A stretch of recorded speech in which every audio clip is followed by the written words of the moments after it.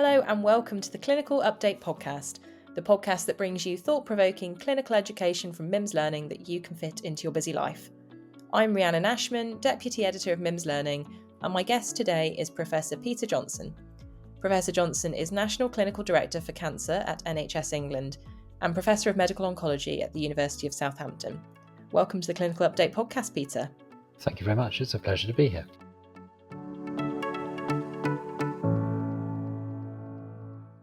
So, Peter, we've just heard some of your roles and responsibilities there. I would love to hear more about your career, how you've ended up working in this field, and your interests. Thanks very much. So I've been an oncologist since the 1990s, and I started out as a researcher and have always been at the interface between laboratory research and cancer treatment, and started out leading an academic department in Southampton, and then spent 10 years as chief clinician at Cancer Research UK, where I broadened my remit to cover not only research policy, but also larger health policy, which is something Cancer Research UK obviously has a big interest in. And having done that for 10 years, I then stepped back from that, and the opportunity came up to join NHS England as their National Cancer Director in 2019, which was when I started my current role there. Obviously, the NHS Long Term Plan sets out some targets for early detection, diagnosis and treatment of cancer. And I'm wondering if you could give us a little update. Here we are at the beginning of 2025 about how the plan is progressing. One of the things that we know about cancer is, of course, that the earlier one can detect it, the earlier stage at which it gets picked up and assigned treatment, the more likely we are to be able to cure it. So early stage bowel cancer has a 90% chance of cure if you catch it at stage 1, often just with an operation to resect the primary tumour.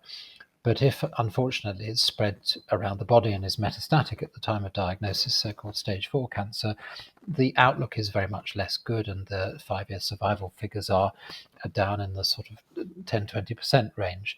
And that holds true for most types of cancer. So there's a relationship between the stage at which we diagnose cancer and the likelihood of surviving it. Over many years, we've been looking to see how we could improve the rates of early diagnosis. And over the last decade, since about 2010, not very much had changed really up until the COVID pandemic. And we were diagnosing around about 55% of cancers at stage 1 or 2, the earliest stages of development.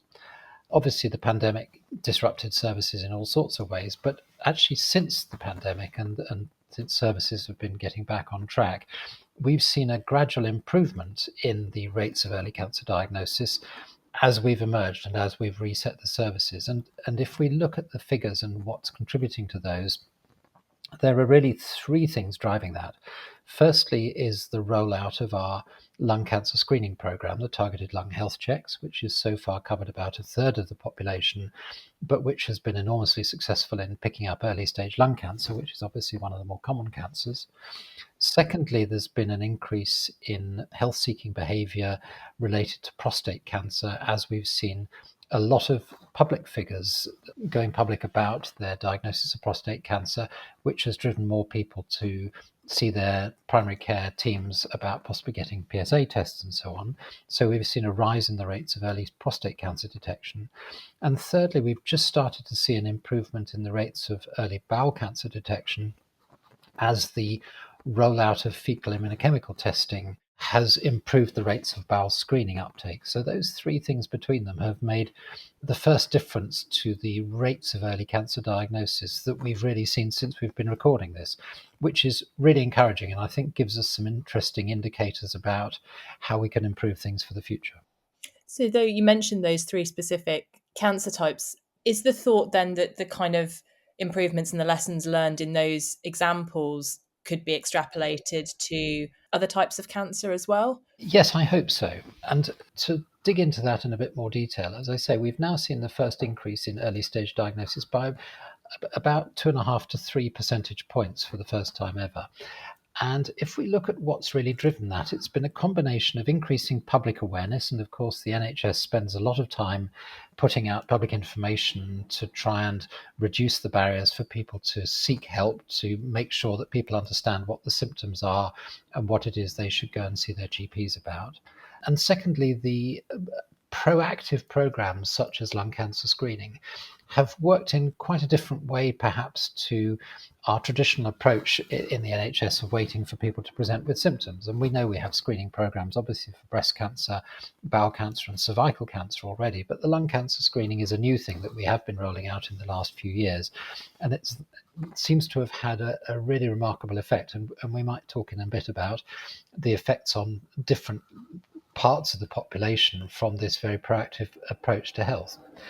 So we've seen over the last decade a progressive increase in the number of people referred from primary care for investigation of possible cancer symptoms.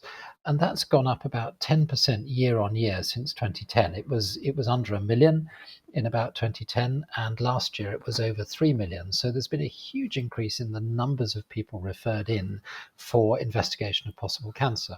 Now, of course, in part that's driven by the fact that we're all living longer and that the decline of some of the competing risks, such as cardiovascular disease, have meant that people's lifetime risk of getting cancer is higher. So cancer incidence itself is going up about 2% a year. But the increase in referrals really reflects the way that we've recalibrated the system. Now, before the pandemic, the referrals have been going up, but our rates of early stage diagnosis hadn't been going up, which suggests to me that perhaps we may have been taking a slightly too blunt an approach to early cancer diagnosis by just bringing in lots of referrals, and that being a bit more targeted in our case finding with things like the lung cancer screening program may be the way that we'd want to reorientate for the future. And there are other cancer types where you could certainly think of doing this. Right, because the way we are thinking about this in terms of our editorial campaign is around the three aspects that primary care, particularly or specifically, might have control over or some element of control over. And you have the patient bit that you've mentioned, the sort of proactive. How do you get patients to take up screening? How do you get them to present when they have worrying symptoms? You then have the spotting the signs and symptoms and the referral and the sort of making effective use of referral pathways. So to take it back then to that sort of first bit, talking about screening and the screening programs that are available, I looked at some statistics from Cancer Research UK around uptake of screening. And from what I could make of it, the uptake of screening, of vital screening, bowel screening, it's been fairly static, really, over maybe even the last 10 years. Is that an accurate interpretation? Why might that be? Yes, we know that the uptake of screening is not where we would want it to be. Obviously, screening works better the more people that take it up. The bowel cancer screening program has actually seen a progressive increase in the proportion of people taking it up as we've switched from the old-fashioned fecal occult blood testing or flexible sigmoidoscopy, which we were using for a while, to fecal immunochemical testing, the blood in poo kits that we now send out. Actually, we've seen a rise in the number of people returning those. And again, we've put a lot of effort and money into raising public awareness of the need to do that. But it is not for everybody, and we still see about a third of people who are sent their test kits not returning them, and we would really like to get more and more of that, because we can see where people do take it up that's a really effective way of increasing our pickup rate for bowel cancer at the earliest stage, which obviously makes a huge difference to the likelihood of cure. Breast screening took a big hit during the pandemic when a lot of breast screening services were temporarily suspended in order to avoid giving people the risk of catching COVID attending screening centres. But obviously those have now reopened, and the screening service has caught up with the people who hadn't been invited. But still there is a variable rate of uptake. And we do know, when we look at the figures, that people from more deprived backgrounds, people from Afro-Caribbean groups are less likely to take up screening invitations. And I think we have more to do working really at a community level, working with local programs through the Cancer Alliances to try and make sure that people really understand what the benefits are of screening and how important it is to take up the opportunities for them. Cervical screening, similarly, we've seen the rates dropping off, particularly among younger women. And another thing that we're doing in this area is looking at the potential to move to self-sampling. As we've moved to HPV, human papillomavirus testing, as a means of screening people, that's been enormously helpful. And we now think from the data that we've seen coming out that self-sampling may be something for people who find it more difficult to go and get a test done. And that, again, I'm hoping will increase the rates of uptake and detection of cervical cancer. So I think there's a lot to do in this space, and we still have more to do with making sure that people are aware of the opportunities of screening. And there's no doubt also that the role of primary care colleagues in this is really important. People who get a letter from their GP practice inviting them to take up a screening opportunity, we know are much more likely to take it up than an anonymous letter from an organisation that they regard as more distant. So I think that is an important area. The lung screening programme, I think, is another area where we've got huge opportunity to make progress. So we've touched on the idea of health inequalities in terms of cancer diagnosis. Can you talk a bit more about the lung cancer screening programme and how that's affected different parts of the population differently? Yes, people in less well-off areas are often have a lower level of awareness of the symptoms of cancer. They have less easy access to primary care. They're less often referred onward. They find it more difficult to attend hospital appointments. And often the diagnostic capacity in those areas has been less. So there have been all sorts of factors which have made it more difficult for people from the most deprived areas to get the best outcomes for health. And the reason we have very encouraged by the results of the lung cancer screening program, the targeted lung health checks, is because this system whereby we invite people who have a history of having smoked to firstly have a consultation about their cancer risk with a healthcare professional, usually over the telephone, to assess their level of risk. And if their risk meets a certain threshold, 1 or 2% over the next 3 years, then they're invited to come for a CT scan at a convenient location. And we've used a lot of mobile scan units to sit in supermarket car parks or community centres close to where people live. So this is a very proactive system, sending a letter, having a telephone call, inviting in for a scan for people at the highest risk of lung cancer. And we started out targeting this program at those places where we've seen the highest rates of lung cancer incidence and the worst rates of late lung cancer diagnosis. And historically, the likelihood of being diagnosed with early stage lung cancer is about 25 or 30% if we wait for people to present with symptoms. In the screening program, we've now diagnosed more than 5,000 people with lung cancer since we've started rolling it out in the last few years. And 3/4 of those have been picked up at stage 1 or 2. So a huge shift in the stage at diagnosis. We've been rolling the program out progressively across the country.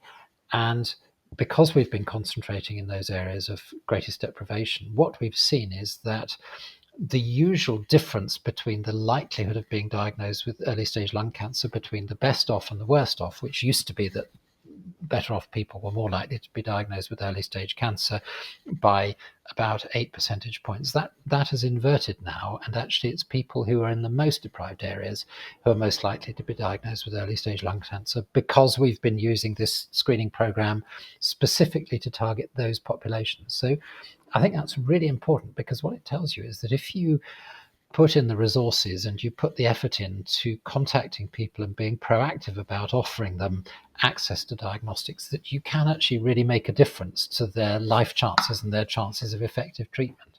And that's really such a good example of how you can do this. That's so good to hear, really encouraging. So there's work ongoing around targeted screening, and we talked about patient education around recognising worrying symptoms, but what about the other reasons why people might not present to their GP? I remember there being an NHS campaign a couple of years ago trying to tackle the fear of cancer stopping some people seeking help. Yes, we know from a lot of audience research and target population research that there are lots of reasons why people put off going to see a doctor because about their symptoms, and one of them, very understandably, is the fear of what might be found and the fear of a diagnosis of cancer and treatments for cancer, which again, it takes a very long time for the modern view of cancer to percolate through. In my parents' generation, cancer was regarded as almost a death sentence, and the survival rates from cancer in the 1970s were about 1 in 4 at a 5-year interval. Now that's more than doubled in the present day, and the 5-year survival from cancer is well over 50% now. But it takes time for everybody to understand that things have changed, and the message, obviously, that we need to keep reiterating is that if you get it diagnosed early, then your chances of surviving it are very, very high. And happily, for example, most breast cancers now, about 85% of breast cancers are diagnosed at an early stage when they have an extremely good chance of cure. But I think the old impression of the danger of cancer still lingers there, and there are a lot of people who are still very frightened about it. And this is one of the reasons why we've been running a public information campaign to say to people, you shouldn't put off going to see somebody about your symptoms, because the likelihood is it's probably nothing, but if it is something, it's really important to get it detected early. We've talked a little bit about barriers to people presenting to their GP with any symptoms of cancer. We've talked about cancers like lung cancer.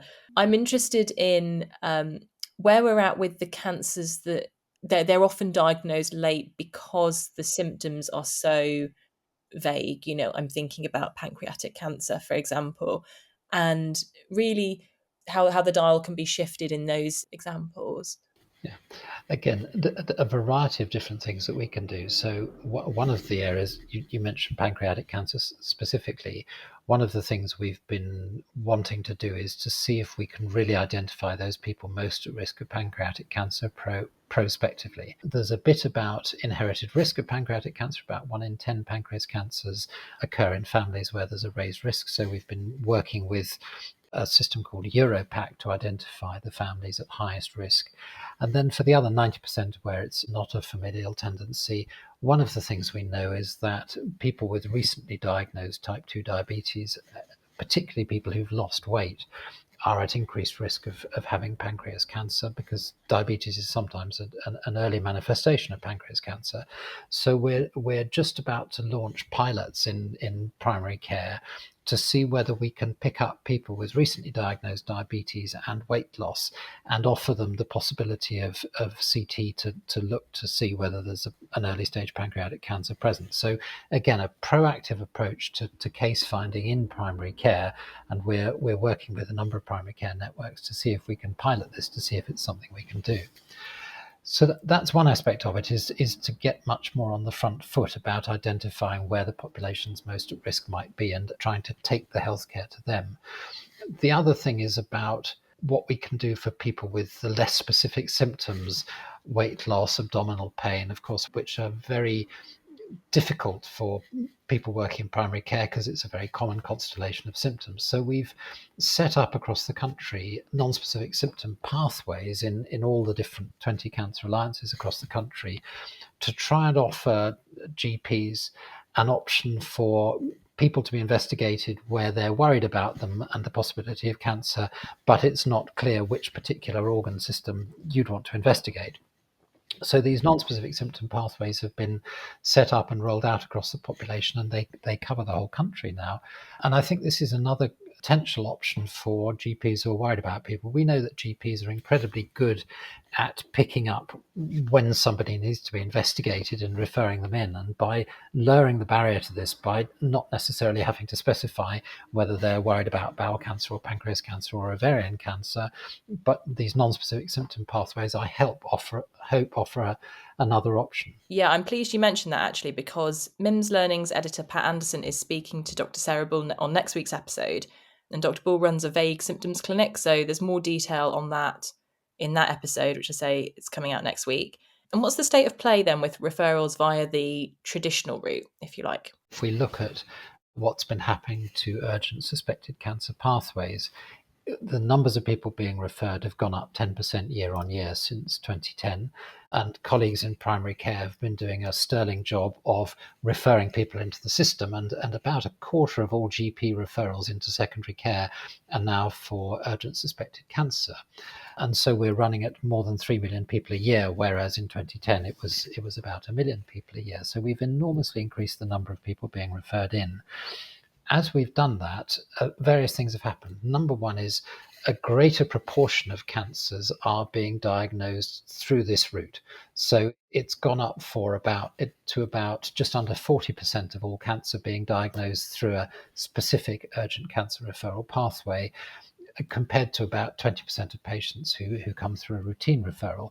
And that proportion has gone up, and that's important because we know that that pathway is the best way of picking up cancer at an early stage.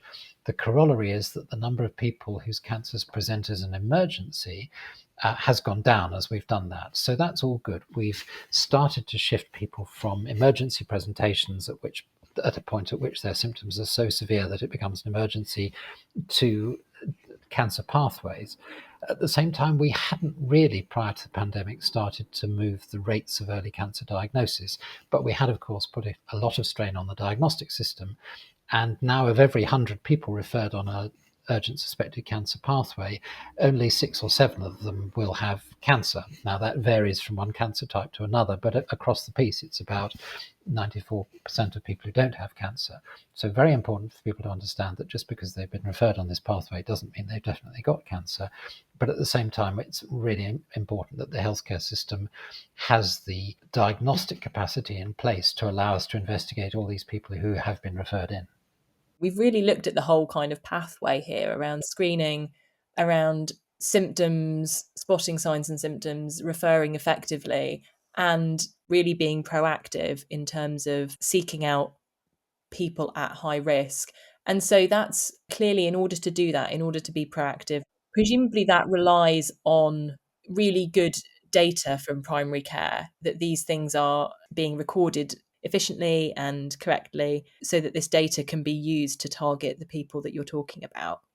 Yes, ideally that's the case, and the better the quality of data in the primary care systems, the easier it is for us to do prospective case finding. And I think this is another area that we really want to focus on in the next few years, is making sure that we're really maximizing the opportunities to work with colleagues in primary care to make sure the data's in a form that's most useful to the patients we're all trying to look after, and to making sure that we can identify the populations most at risk. The other area of primary care data and information systems that I think we'd be keen to work on is the whole area of safety netting and recall, which emerges as such an important point when we do investigations of late diagnosis and misdiagnoses. And the area of continuity of care is one which I know is a very live issue. Having good safety netting systems in place for tests that have been sent off but maybe not returned, or referrals that have been made but not taken up, or those sorts of things, or follow-up of symptoms which might evolve. I think that the software systems that are now available for GPs have huge capability in this area, and I think what I'd like to do is work with GPs to make sure that we're optimizing those opportunities and making the best possible use of the systems that in many cases are already in place, so that we don't lose people, and so that people's symptoms can be adequately followed up. I realise that, like anything to do with data and IT, this is probably easier said than done. But I think working both nationally and with people at a local level, this is something that I think could be really important for making progress. And the issue of safety netting and follow-up comes up time and time again. And I think it's an area where it would really benefit from some further attention. Yes, absolutely. So that's the system aspect of safety netting. And I'm interested as well in your thoughts on the personal aspect, as it were. So, like how GPs deliver safety netting advice, how different people receive it differently. I think there's something for primary care in there, isn't there? Yeah, absolutely. And I think we have rapidly evolving different opportunities to make this better. I think the increasing uptake of the NHS app, for example, gives us real opportunities for those people who've got access to mobile phone technology and can use the apps to give people reminders and to give people follow-ups for their troublesome symptoms in exactly the same way as we ask them to put in their blood pressure and so forth. So I think there are big opportunities there. The other thing we're working with primary care on is direct access to tests, and we know that around still about 20% of cancer diagnoses are people who in people who've been referred on non-urgent pathways because their symptoms don't seem to significantly suggest cancer as a cause of their symptoms. And one of the things we're doing is trying to reduce the time it takes for people who have worrying symptoms that might be cancer but don't meet the criteria for referral under the NICE guidance to access tests. So we've set out that GPs should have access to chest x-rays, CT scans of the body, ultrasounds and brain MRI as a universal opportunity. And I think that is starting to make a difference. And we are starting to see increasing numbers of tests being done in primary care for people who don't quite meet the criteria for NICE referral thresholds. But again, putting these tools in the hands of GPs, I think, is really important. The other interesting area of emerging evidence is on just chest x-ray, the simple old-fashioned chest x-ray, where we can see that there's a relationship between the amount of chest x-rays that get ordered in a particular practice and people's survival figures for lung cancer, which is really, really very striking, that the places that use most chest x-rays have the better survival for lung cancer. And there have been some fascinating pilot studies done in Leeds and Manchester and Nottingham, looking at giving people the option to refer themselves for a chest x-ray, where they've seen really quite impressive rates of pickup of lung cancer in people with symptoms that they judge to need investigation. Similar sort of levels of pickup of lung cancer to what we see in the screening program for people without symptoms. So I think that's another area that we would really like to explore, is lowering the barriers to investigation for people. That's fascinating. And yeah, as you mentioned earlier, of course, having the infrastructure in place to be able to offer those diagnostic opportunities is key, isn't it? I think the whole area of transforming diagnostic technology is really very promising. So when we think about skin cancer diagnosis, for example, skin cancer referrals make up an enormous number of possible cancer referrals we see. Our ability to use teledermatology, whereby high quality images acquired either in primary care or in a community diagnostic centre can be transmitted remotely to a dermatologist, who can then triage the cases and decide which ones need to be brought in for a possible excision and which ones can safely be managed in other ways, is potentially enormously effective as a way of dealing with skin cancer. Similarly, using fecal immunochemical testing for people with symptoms to work out who are the people who really do need a colonoscopy and who can be managed for benign disease such as irritable bowel syndrome if they have a negative FIT test and no anemia or mass. These sorts of things, to enable us to triage people at a very early stage, make a huge difference, both to people's experience of care, but also to the amount of pressure we put on the system of particularly diagnostics, which has been under such a lot of strain. And obviously we've invested massively in diagnostic capacity in the last few years, with more scanners and community diagnostic centres and so forth. But we do need to make sure that we are taking a refined and more precise approach, if possible, to the people we investigate. We can't carry on and on increasing the number of people referred for cancer investigation indefinitely. We have to get more selective about how we do this in order to maximize the opportunities, and also to prevent the unintended consequence, which is that people with cancer whose symptoms for one reason or another don't fit the referral criteria have their diagnosis delayed by the unintended consequences of overloading the system. Of course, the sort of the flip side of the coin, I suppose, and the line that primary care treads would be the additional burden of anxiety, I suppose, for somebody who is referred under a suspected cancer pathway and who turns out not to have cancer, the burden of the investigations and things like that. Yes, I think various really important messages. Number one, if you've got worrying symptoms, it's very important for people to be seen and, where necessary, referred. Number two, just because you're referred on a possible cancer pathway, the likelihood of it actually being cancer is nonetheless quite low. And number three, we all of us collectively have to work out how we make the best possible use of the capacity in our health system for investigating and diagnosing cancer, in order that we can streamline the pathway to treatment as effectively as possible. Well, thank you so much, Peter. That's been a fascinating discussion, and we've really covered a lot of areas there, a lot of ground around early cancer diagnosis. It's been a great sort of scene setting exercise for me, certainly, thinking about the editorial campaign that we'll be running for the rest of 2025. Now, for all of our listeners, don't forget that you can claim CPD credits for listening to this podcast. So you just go to our website, mimslearning.co.uk.